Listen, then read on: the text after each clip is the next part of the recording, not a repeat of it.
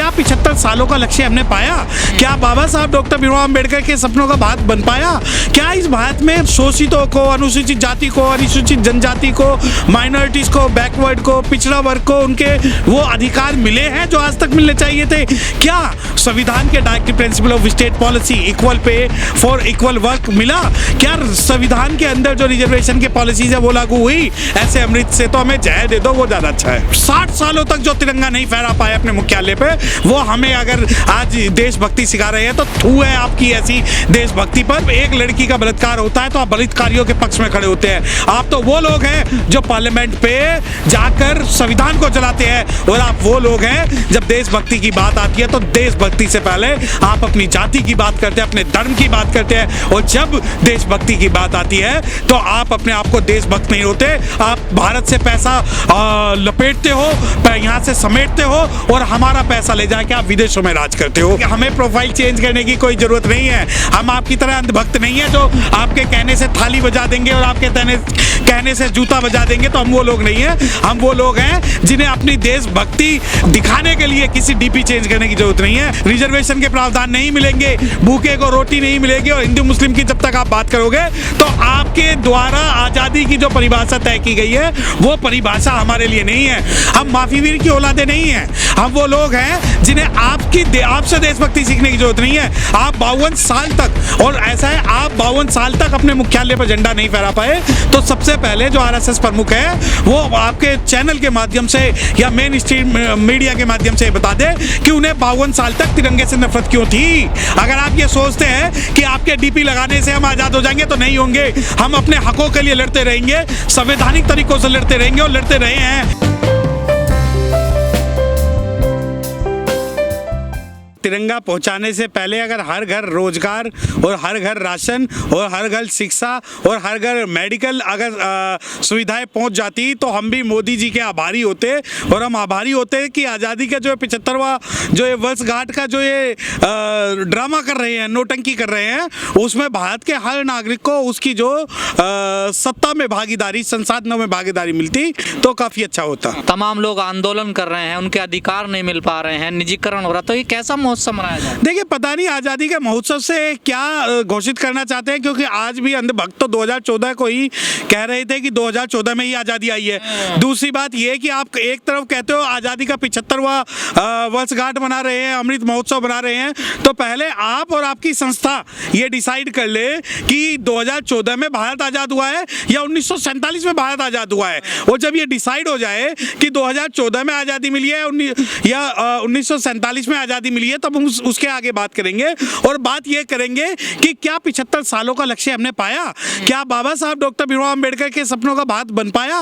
क्या इस भारत में शोषितों को, अनुसूचित जाति को, अनुसूचित जनजाति को, माइनॉरिटीज को, बैकवर्ड को, पिछड़ा वर्ग को उनके वो अधिकार मिले हैं जो आज तक मिलने चाहिए थे? क्या संविधान के directive principle of state policy equal pay for equal work मिला?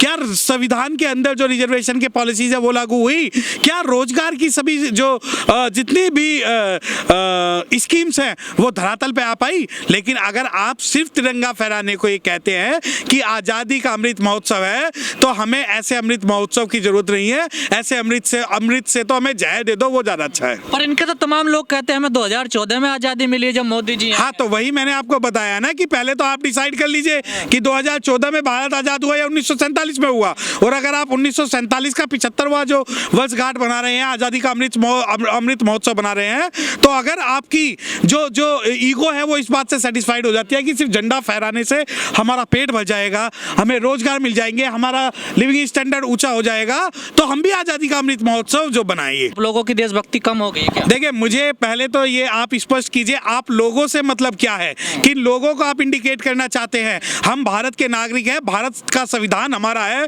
और आजादी हम में भी मिली हुई है। और बाबा साहब डॉक्टर भीमराव अंबेडकर साहब ने जब संविधान बनाया तो इस आज़ादी के अमृत महोत्सव से बाबा साहब डॉक्टर भीमराव अम्बेडकर अगर गायब हैं तो हमें तो इस बात की आपत्ति होगी और हमेशा रहेगी। और देशभक्ति जगाई जा रही है। देखिए देशभक्ति इसीलिए जो कभी 60 सालों तक जो तिरंगा नहीं फहरा पाए अपने मुख्यालय पे, वो हमें अगर आज देशभक्ति सिखा रहे हैं तो थू है आपकी ऐसी देशभक्ति पर। और आपके द्वारा हमें आज़ादी का अमृत महोत्सव बनाने में या देशभक्ति आपसे नहीं सीखनी। आप तो वो लोग हैं जब एक लड़की का बलात्कार होता है तो आप बलात्कारियों के पक्ष में खड़े होते हैं। आप तो वो लोग हैं जो पार्लियामेंट पे जाकर संविधान को जलाते हैं। और आप वो लोग हैं जब देशभक्ति की बात आती है तो देशभक्ति से पहले आप अपनी जाति की बात करते हैं, अपने धर्म की बात करते हैं। और जब देशभक्ति की बात आती है तो आप अपने आप को देशभक्त नहीं होते, आप भारत से पैसा लपेटते हो, यहाँ से समेटते हो और हमारा पैसा ले जाके आप विदेशों में राज करते हो।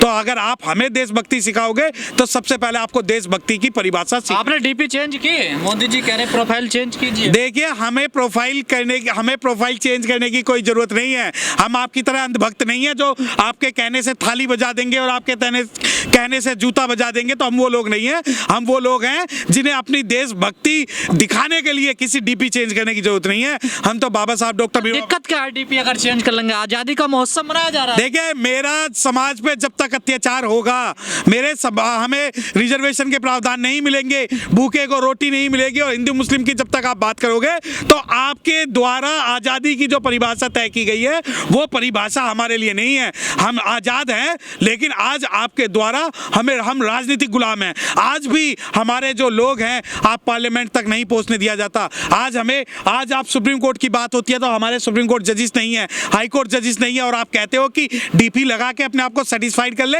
तो ये डीपी लगाना हमारी आजादी की परिभाषा में नहीं आता। हम आजाद हैं, आजाद थे और आजाद रहेंगे, परंतु आपके परिभाषा के अनुसार हमें कोई आजादी की परिभाषा नहीं। आप लोग आरएसएस को किस निशाने पर लेते हैं कि 52 साल उन्होंने तिरंगा नहीं फहराया अपने कार्यालय पर? अब तो फहरा रहे हैं ना। देखिए ऐसा है, ये वो लोग हैं जो सावरकर को भी पूछते हैं और गांधी को भी पूछते हैं। तो अगर ये कहते हैं, अगर आप कहते हो कि हम आरएसएस को क्यों टारगेट कर रहे हैं, तो हम आरएसएस को टारगेट नहीं कर रहे। हम माफीवीर की औलादे नहीं है। हम वो लोग हैं जिन्हें आपसे देशभक्ति सीखने की जरूरत नहीं है। आप 52 साल तक, और ऐसा है आप 52 साल तक अपने मुख्यालय पर झंडा नहीं फहरा पाए।